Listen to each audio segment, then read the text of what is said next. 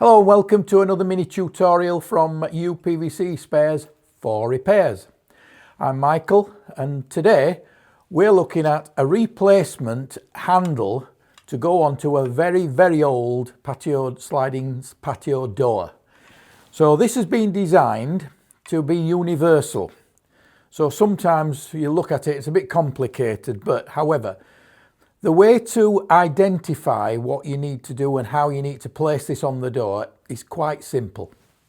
If you're replacing this handle here, the datum point is the Euro cylinder.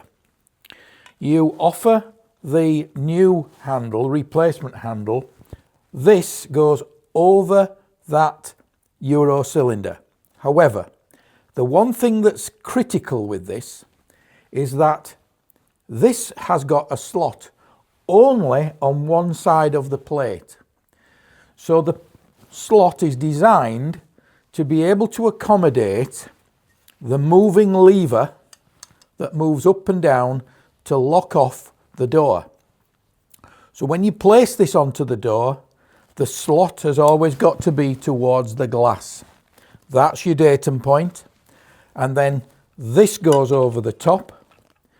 And you then mark the position of the two screw positions onto the patio door, because they're probably not going to be in the same position as the ones that you're taking off. There are two screws that have got a female side and the male side that goes into it.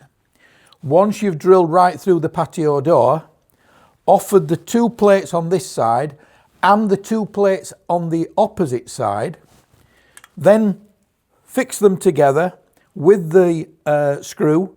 You may need to cut the screw down to length because this has been made for the widest possible doors, and as the doors reduce in thickness, it may be you've to cut that bolt down. So once you've put it in position, tightened them up, you should be good to go. Thanks for watching. Hope to see you again soon.